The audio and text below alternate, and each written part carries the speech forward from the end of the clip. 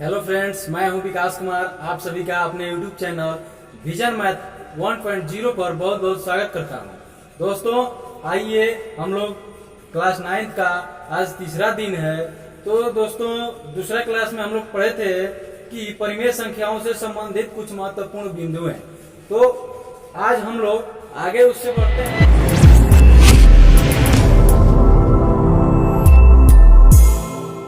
लिखिए, परिमेय संख्याओं के जोड़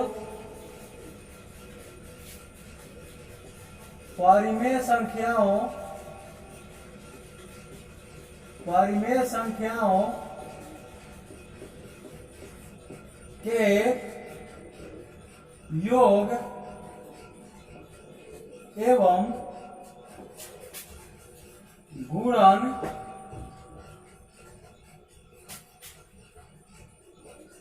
का बीजीय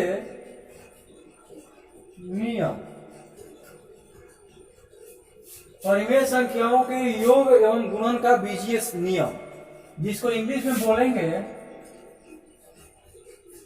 algebraic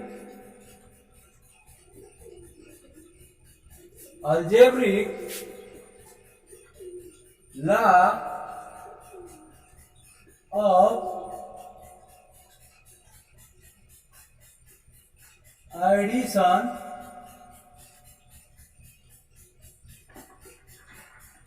and multiplication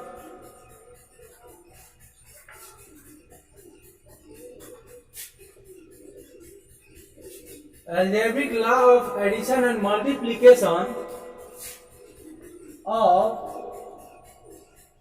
rational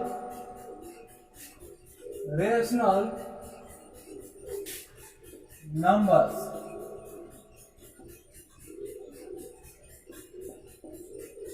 algebraic law of addition and multiplication of rational numbers। तो आइए बात करते हैं परिमेय संख्याओं के योग एवं गुणन का बीजीय नियम। कहने का मतलब यह है कि इनमें परिमेय संख्याओं के अलजेब्रिक कुछ रूल्स हैं जिनको हम लोग पढ़ेंगे। जैसे हम उनमें क्या क्या कर सकते हैं, तो एक नंबर देख लिखिएगा, संवरक नियम,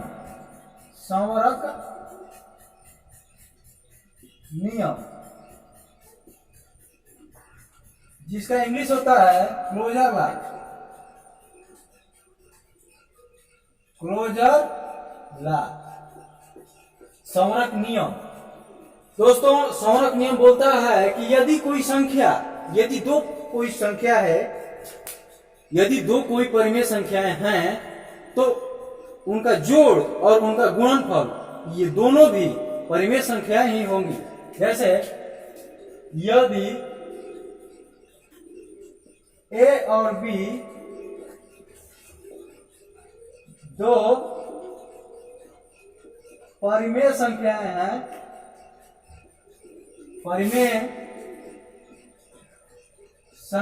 हैं,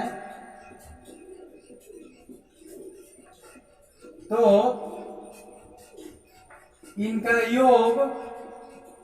इनका योगफल क्या ए प्लस बी एवं गुणनफल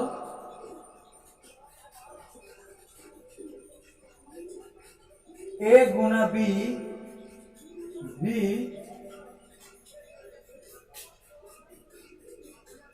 परिमेय संख्याएं ही होंगी। अर्थात एक नंबर ए प्लस बी परिमेय होगी और दूसरा ए गुना बी भी परिमेय होगी। समझ रहे हैं दोस्तों। कहने का इस संवरक का मतलब यही है कि संवार दो, संवारने के बाद भी जो आदमी है वो वही चीज रहेगा। ए और बी दो परिमेय संख्या है तो ए उनका जोगफल और गुणनफल भी परिमेय संख्या ही होंगी। समझ रहे हैं ना। और दोस्तों यहाँ पे एक पॉइंट ये भी निकलता है कि बहुत बेसिक चीज है लेकिन बहुत इंपॉर्टेंट है। कहने का मतलब ये है कि स्टार्टिंग में बहुत सारे लोगों को पता नहीं रहता है कि किसी का जोड़ करना होगा तो कैसे होगा। मान लीजिए ए प्लस बी दे दिया, यहाँ पे माइनस ए प्लस बी दे दिया, यहाँ पे ए प्लस माइनस बी दे दिया, या माइनस ए प्लस माइनस बी दे दिया। तो आप लोग कैसे इसका योग करेंगे, इसके योग और गुना के बारे में कुछ नियम है जिनको हम लिखवा दे रहे हैं। आखिर बहुत फायदेमंद चीज है। तो दोस्तों लिखिएगा नोट में देकर लिखिएगा ए प्लस बी के लिए, ए प्लस बी के लिए पहला नंबर इसमें डाल के लिखिएगा यदि ए और बी दोनों धनात्मक संख्याएं हैं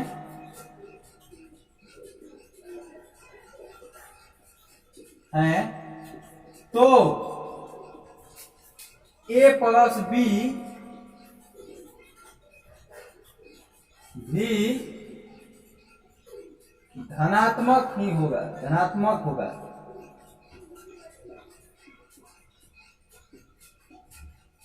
कहने का मेरा मतलब ये है दोस्तों कि ए बी अगर 4 प्लस 5 जोड़ा जाए, अर्थात एग्जाम्पल 4 और 5 जोड़ा जाए तो ये 9 आएगा, यानी ये पॉजिटिव था, ये भी पॉजिटिव था, तो ये भी पॉजिटिव आ गया ना। अब दूसरा नंबर,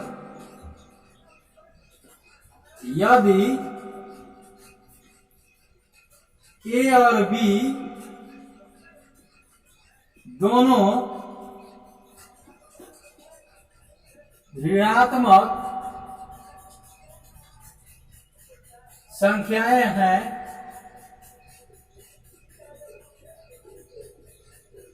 तो ए प्लस बी भी ऋणात्मक होगा।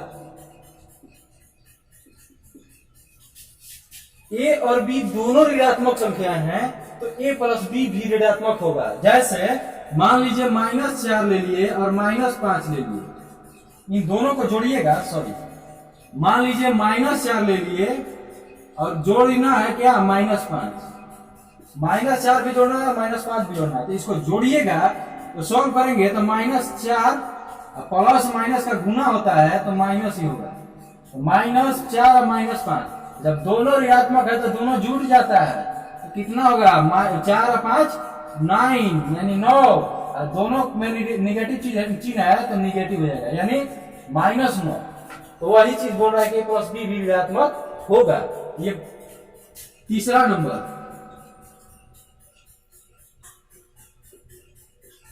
नंबर देख लिखिएगा, यदि ए धनात्मक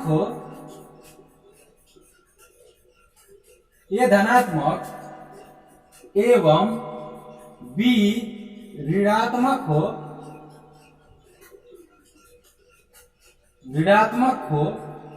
तो ए प्लस बी, यदि ए धनात्मक हो और बी ऋणात्मक हो तो ए प्लस बी धनात्मक होगा।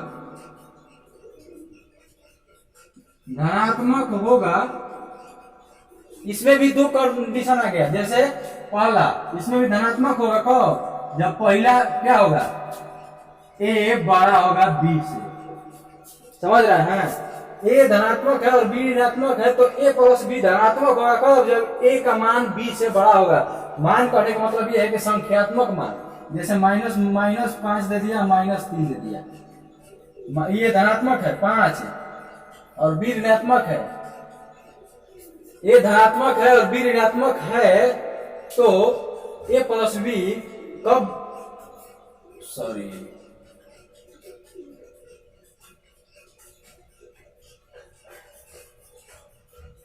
एक मिनट, सही बात है। ए अगर धनात्मक है और बी ऋणात्मक है तो ए प्लस बी धनात्मक होगा कब, जब ए का मान, ए का संख्यात्मक वैल्यू बड़ा होगा बी से और धनात्मक होगा। और दूसरा हो तो ए प्लस बी है, या एक नंबर ये हुआ, ये 2 नंबर यहां से डालते हैं, ए प्लस बी ऋणात्मक होगा कब, ऋणात्मक होगा कब,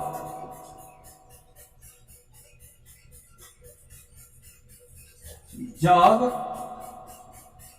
होगा जब ए जो है छोटा होगा बी से। कहने का मतलब ये है कि ए धनात्मक है और बी ऋणात्मक है, तो ए प्लस बी भी ऋणात्मक तब होगा जब ए का मान बी से छोटा होगा। जैसे पहला में एग्जांपल देते हैं, ए अगर धनात्मक है, मान लीजिए 5 है, अब बी ऋणात्मक है लेकिन -3 है, तो ये इसको जोड़ेंगे तो 5 प्लस -3 जोड़ेंगे जब, तो कितना आएगा, 5 -3 बराबर 2, यानी 2 देखिए पॉजिटिव आ गया ना जी, इसको धनात्मक बोलेंगे, यानी धनात्मक हो गया कब, जब ए बड़ा था, यानी ए यहाँ पे ये बड़ा है ना बी से, 5 जो होता है वो बड़ा होता है 3 से, तो इसलिए ये पहला पॉइंट को फॉलो किया। और दूसरा देखते हैं हम ये कि दूसरा देखते हैं कि ए यदि धनात्मक है, बी ऋणात्मक है, ए मान लीजिए 5 है, बी मान लीजिए -15 है, ए 5 है, बी -15 है, तो ए प्लस बी क्या होगा, ऋणात्मक होगा कब, जब, देखिए यहाँ पे ई नहीं देखना है कि प्लस माइनस नहीं देखना है, यहाँ पे देखना है कि 5 जो है छोटा है 15 से, तो ये जब बी बड़ा है तो ऋणात्मक होगा, यानी 5 जोड़ना है -15, तो क्या होगा, 5 में से 15 घटेगा तो एक तरह से जोड़ हम किए थे लेकिन ये घटने लगा, तो 5 में से 15 जोड़ेंगे तो कितना होगा, 15 में से 5 घटाएंगे 10 है, इस बड़ा वाला को साइन दे देंगे यानी माइनस। तो यही बात हम बोले हैं कि ऋणात्मक होगा जब ये बी से छोटा होगा। इतना आपको अच्छा से समझ में आ गया होगा। ये 3 पॉइंट था। इसी प्रकार से इसका उल्टा भी हो सकता है, ए ऋणात्मक है और बी धनात्मक है, तो उसको बार बार क्या लिखना है, जो भी है एक में आप लोग समझ गए होंगे। अब इसके बाद हम आगे चलते हैं।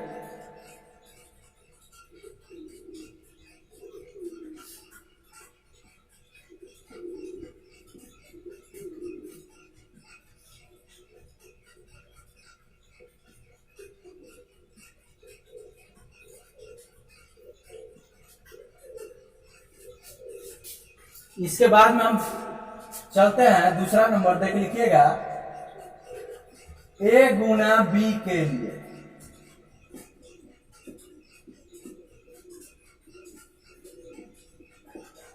वो था ए प्लस बी के लिए, ये है ए गुना बी के लिए। इसमें एक नंबर देके लिखेंगे ए प्लस बी के लिए, यदि ए धनात्मक है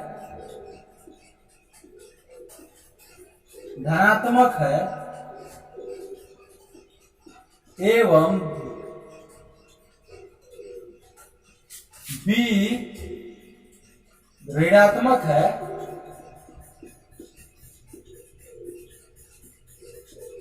तो ए गुना बी भी ऋणात्मक होगा। समझ में आ रहा है? ई यदि मान लीजिए 5 है और उसको गुना करना है -3 से, तो कितना आएगा, -15। समझ रहे हैं ना? ए धनात्मक हो गया, बी ऋणात्मक है। दूसरा, यदि ए और बी दोनों धनात्मक हैं तो ए गुना बी भी धनात्मक ही होगा।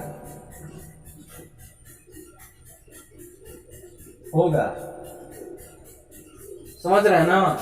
ए और बी दोनों धनात्मक है तो ए गुना बी भी धनात्मक होगा। जैसे मान लीजिए 5 को 15 से गुना करना है तो 75 नहीं आएगा, इसमें नेगेटिव का कैसा ही नहीं है, यानी यह भी धनात्मक होगा।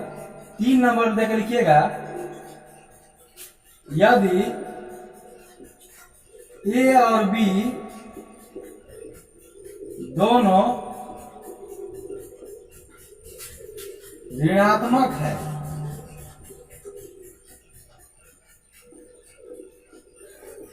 तो ए गुना बी भी धनात्मक होगा।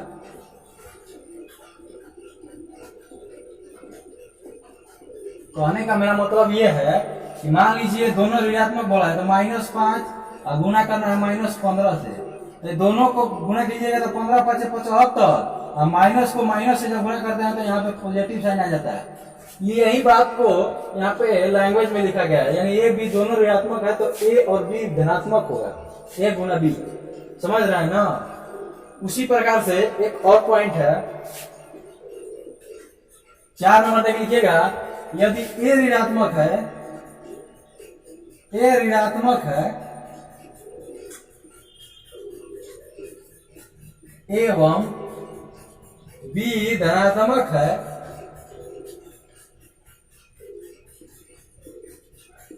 तो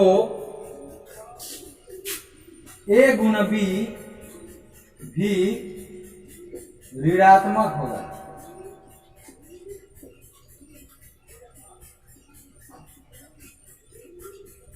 कहने का मेरा मतलब यह है कि ए चाहे बी, कोनो एगो पॉजिटिव है कोनो एगो नेगेटिव है, तो हमेशा गुणनफल नेगेटिव ही आता है।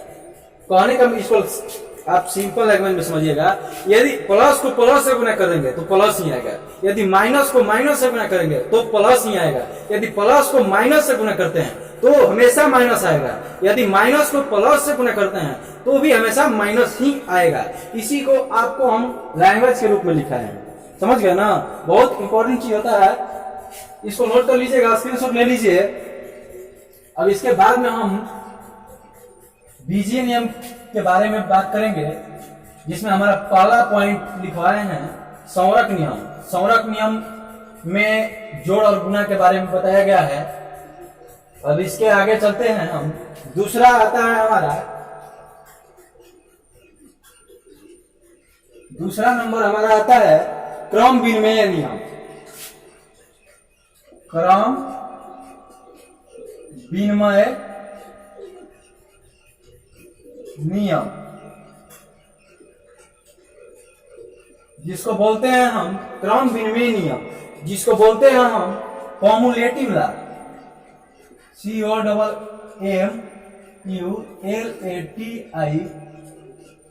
Cumulative law. क्रम विनिमय नियम जो होता है, कहने से ही आपको पता चलना चाहिए, क्रम विनिमय नियम यानी क्रम को आपको बदल देगा। विनिमय मतलब होता है बदलना या बंटवारा। क्रम विनिमय नियम कॉमुलेटिव लॉ, यदि ए और बी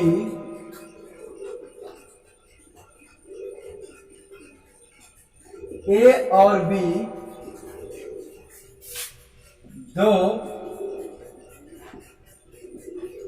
परिमेय संख्याएं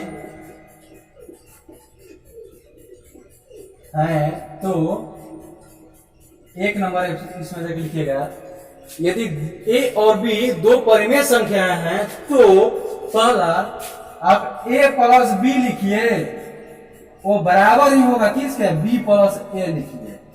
कहने का मेरा मतलब ये है कि ए प्लस बी या बी प्लस ए, क्रम को आप किसी भी तरह से रख सकते हैं, वो उसका वैल्यू जो होता है वो सेम ही आएगा। यानी ये क्रम विनिमय नियम को पालन करता है। तो कौन सा क्रम विनिमय नियम पालन करता है? तो योग का क्रम विनिमय नियम है, इसको बोलते हैं योग का क्रम विनिमय नियम।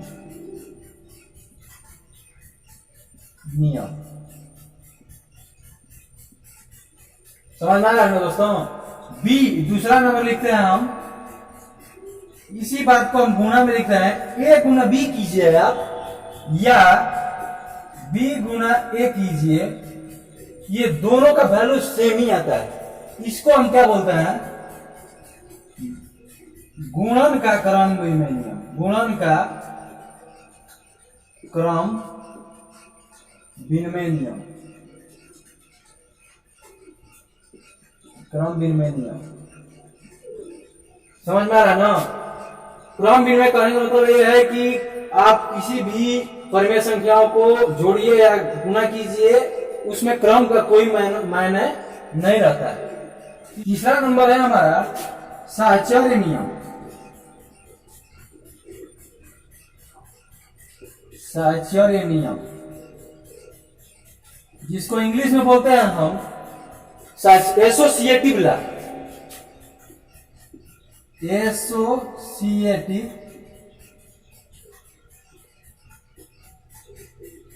लॉ। दोस्तों, साहचर्य का अर्थ होता है एक साथ रहना, साथ साथ रहना। समझ रहे ना? तो साहचर्य नियम कहने का मतलब यह है कि साहचर्य जो है वो साथ साथ यानी किसी के भी साथ रह सकते हैं आप। जैसे साहचर्य नियम का बारे में बताते हैं, यदि ए, बी और सी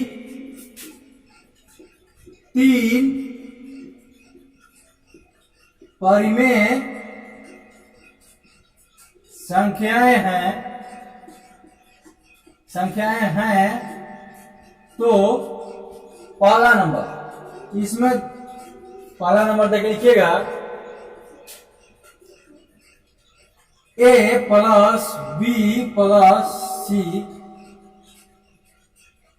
ऐसे कर दें, या ए प्लस बी प्लस सी कर दें, या तीनों को एक के आली जोड़ दें। ये तीनों का जो वैल्यू होगा ना वो सेम ही आएगा।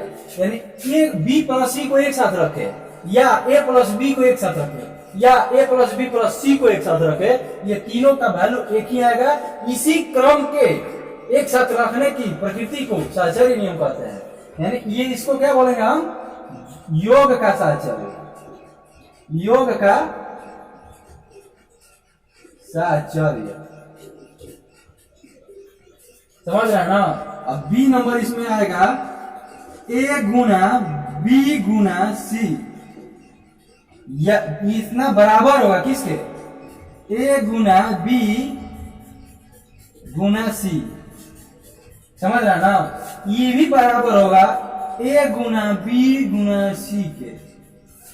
तीनों को एक साथ गुना कर दें, या दो को गुना एक साथ करके और फिर तीसरा से गुना करें, या दो को एक साथ गुना करके फिर तीसरा पहले से गुना करें, वो तीनों का वैल्यू जो होगा वो सेम ही होगा। तो इसको क्या बोलते हैं हम, गुणन का साहचर्य। गुणन का साहचर्य। समझ रहे हैं दोस्तों? क्रम विनिमय हो गया, साहचर्य नियम हो गया। अब आता है 4 नंबर पे, होता है तत्समक अवयव की उपस्थिति। तत्समक अवयव की उपस्थिति, तत्समक अवयव की उपस्थिति, इसको इंग्लिश में बोलते हैं, उपस्थिति को इंग्लिश में बोलते हैं एग्जिस्टेंस। एग्जिस्टेंस ऑफ तत्समक अवयव, existence of identity,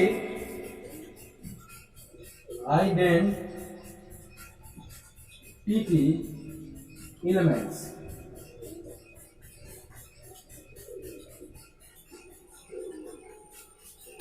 existence of identity elements. दोस्तों, आप लोग तत्समक का इंग्लिश से देखिए क्लियर हो रहा है। तत्समक का अर्थ क्या होता है, पहचान। तत्समक का अर्थ क्या होता है, पहचान यानी आइडेंटिटी। कहने का इस पॉइंट का मीनिंग ये है कि यदि किसी संख्या में ऐसा कोई और भी अवयव होगा जिसका हम जो मौजूद है लेकिन उसको हम पहचान नहीं सकते, जैसे मान लीजिए 5 बोल दिए, तो अगर जोड़िएगा इसमें तो 0 एक मौजूद है ना। 5 में अगर हम गुना कर दें तो 1 मौजूद है, 1 भी मौजूद है और 0 भी मौजूद है, लेकिन हम इन दोनों को केवल 5 लिख दे तो कोई नहीं पहचान सकता, क्योंकि इसमें ये छुपा हुआ है। उसी को हम क्या बोलते हैं, तत्समक। तो इसी बात को हम लोग लिखेंगे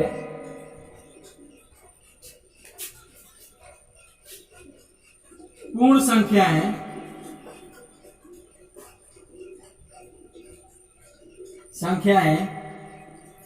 0 और 1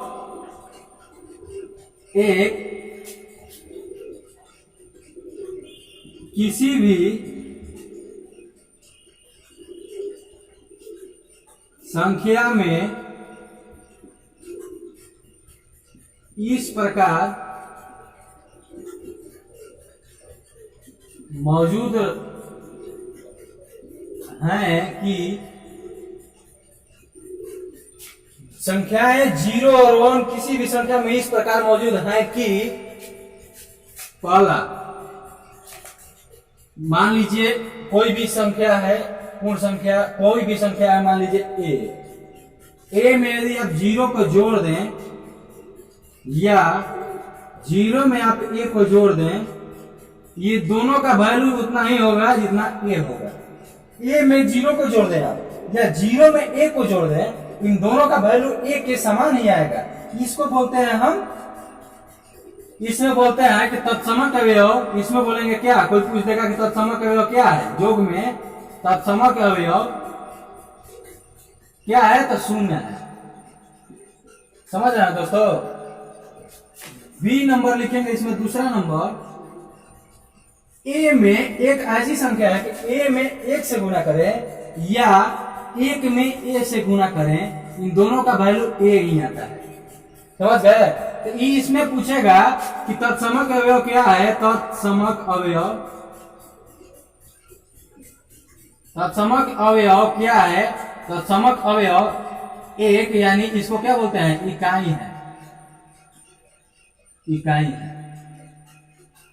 समझ गया ना। ये बहुत ही इंपॉर्टेंट चीज था, बहुत बेसिक है लेकिन जानना बहुत जरूरी है, क्योंकि इसी पे पूरा मैथ टिका हुआ है। तत्समक अवयव हो गया। 5 नंबर चलेंगे।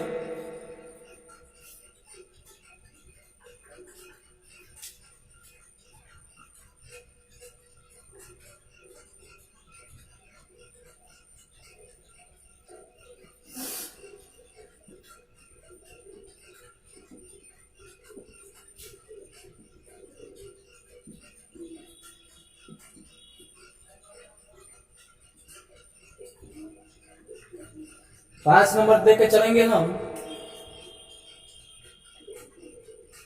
5 नंबर में दोस्तों आता है प्रतिलोम या प्रतिपि। प्रतिलोम को इंग्लिश में इनवर्स बोलते हैं। प्रतिलोम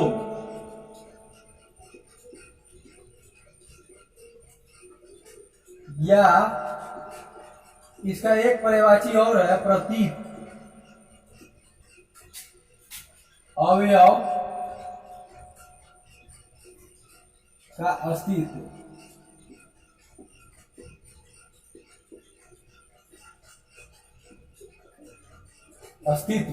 प्रतिलोम अवयवों का अस्तित्व, इसको इंग्लिश में बोलेंगे जस्ट उसी प्रकार से existence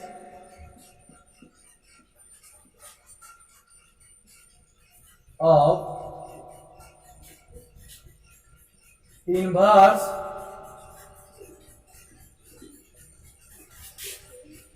existence of inverse element।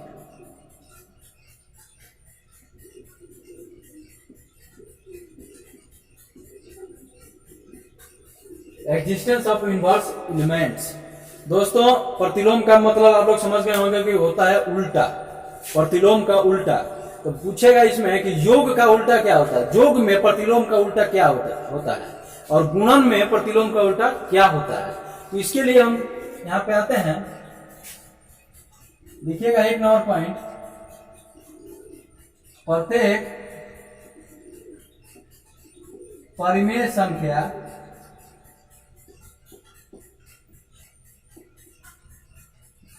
कौन एक के लिए ए के लिए, प्रत्येक परिमेय संख्या ए के लिए यदि ए प्लस माइनस ए बराबर, ए प्लस माइनस ए बराबर या बराबर माइनस ए प्लस ए, यानी ए में माइनस ए जोड़े या माइनस ए में प्लस ए जोड़े, बराबर यदि जीरो आ जाए, ए प्लस माइनस ए जोड़ेंगे तो जीरो आना निश्चित है, जीरो हो तो माइनस ए को ए का योज्य प्रतिलोम बोलते हैं। योज्य या योज्य को ही, जोड़ को ही योज्य बोला जाता है। जोड़ प्रतिलोम कहा जाता है।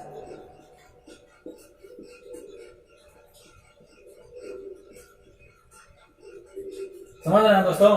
ए प्लस माइनस ए, इसमें कोई बोल देगा कि सात का जो प्रतिलोम पता होता है आपको तुरंत बोलना है माइनस 7। क्यों? क्योंकि 7 और प्लस माइनस 7 कीजिएगा तो जीरो आ जाएगा। 10 का जो प्रतिलोम पता होता है माइनस 10, क्योंकि 10 में माइनस 10 जोड़ेंगे तो जीरो आना तय है। इतना समझ गए हो दोस्तों?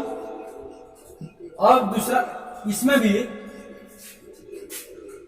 प्रत्येक परिमेय संख्या ए के लिए यदि ये प्लस इतना हो रहा है तो माइनस ए को इतना का जोड़ प्रतिलोम कहते हैं। दूसरा क्या है? प्रत्येक प्रतिलोम संख्या, प्रत्येक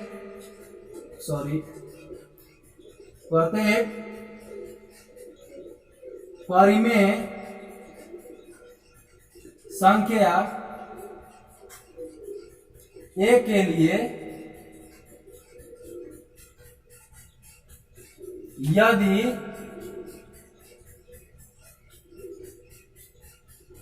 ए गुना 1/a, यदि a गुना 1/a बराबर 1/a गुना a बराबर 1 हो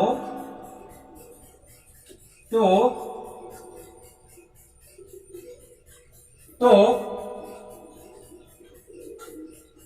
1/a को गुणन प्रतिलोम बोलते हैं। गुणन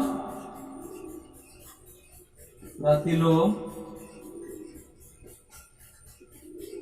कहा जाता है।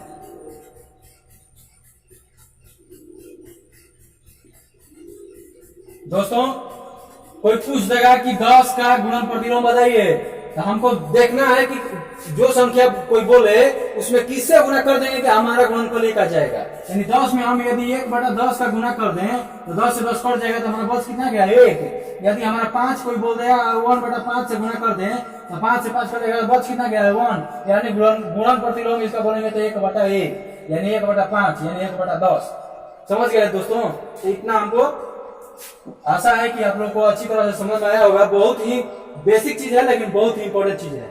इतना समझ गए होंगे। अब चलिए इसके आगे बात करते हैं हम। इसका स्क्रीनशॉट ले लीजिएगा, यहाँ पे प्रतिलोम था।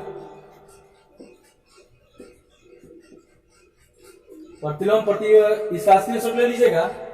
हमको बोलना ना पड़े, आप लोग क्लास खत्म होने के बाद मिटाने से पहले स्क्रीनशॉट जरूर ले लें, क्योंकि बाद में भी इसको लिख सकते हैं आप। अभी समझने पर फोकस करें।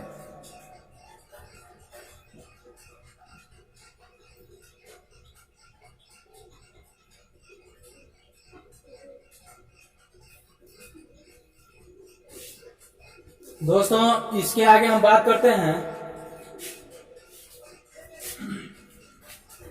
ये हुआ जो प्रतिलोम, गुणात्मक प्रतिलोम। अब इसके आगे हम बात करते हैं, एक नियम है हमारा 4 नंबर था, कौन सा? जो भी नंबर हो, 6 नंबर हुआ है। 6 नंबर देख लिखिएगा, 6 नंबर देख लिखिएगा, काट नियम। काट नियम 6 नंबर है हमारा। इसको खोल देते हैं। काट नियम, जिसको इंग्लिश में बोलते हैं कैंसिलेशन,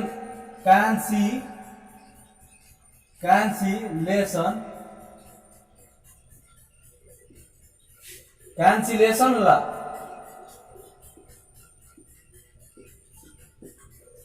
काट नियम, कैंसिलेशन लॉ कहने का मतलब यह है कि यदि ए और बी दो परिमेय संख्याएं हैं,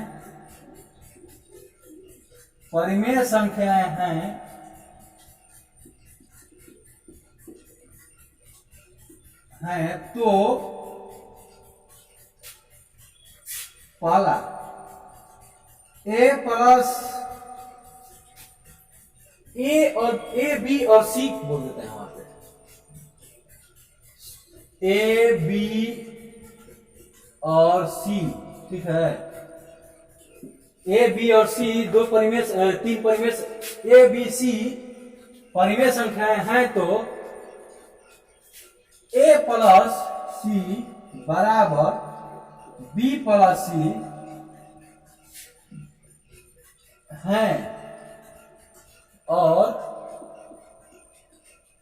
यदि ए बी और सी परिमेय संख्याएं हैं, और पहला यदि ए प्लस सी बराबर बी प्लस सी हो, तो कैंसिलेशन करने का मतलब यह है कि यदि दोनों तरफ साइन, पहले देखेंगे साइन किस रूप में है।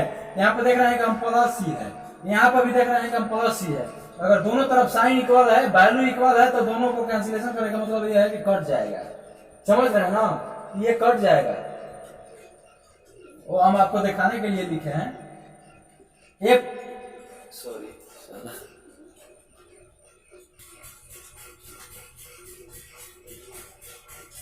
सॉरी दोस्तों, लाइन कट गया है, बट मैनेज कीजिएगा। ए प्लस सी बराबर बी प्लस सी हो, तो सी और सी दोनों तरफ सेम है ना, तो दोनों कट जाएगा। तो ए बराबर बी होगा। समझ रहे हैं। उसी प्रकार से दूसरा नंबर है, यदि ए गुना बी, ए गुना सी बराबर बी गुना सी हो, तो देखिए दोस्तों, दोनों तरफ गुना में सी है, दोनों तरफ गुना में सी है ना, तो दोनों एक दूसरे से कट जाएगा। तो यहाँ पर क्या बचेगा, ए बराबर बी। समझ में आ रहा है ना। लाइट कट गया है, सो मैनेज कीजिएगा थोड़ा सा। इतना हो गया। अब 7 नंबर है वितरण नियम। वितरण नियम जिसको बोलते हैं, वितरण का इंग्लिश होता है डिस्ट्रीब्यूटिव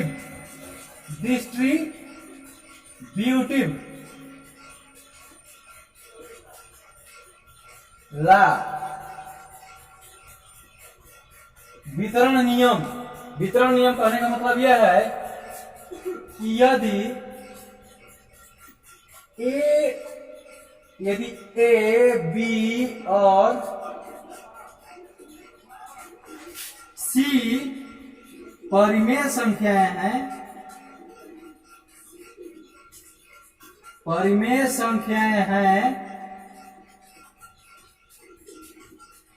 तो पहला ए, इसको डिस्ट्रीब्यूटिव करने का मतलब यह है कि पहला ए इंटू बी प्लस सी,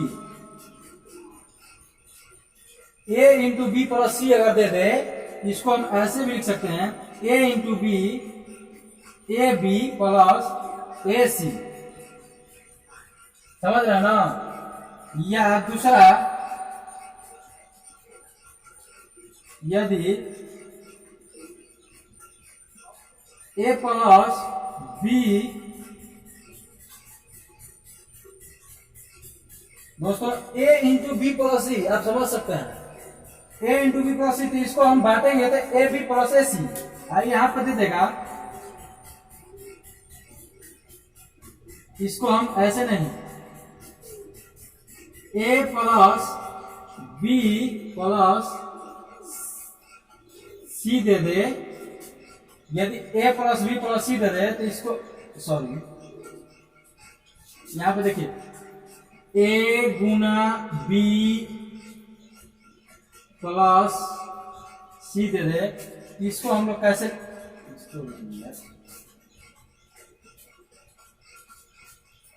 ए गुना बी, इन दोनों को अगर हम पोस्ट में रख दें इतना बराबर भी लिख सकते हैं ए गुना बी गुना सी।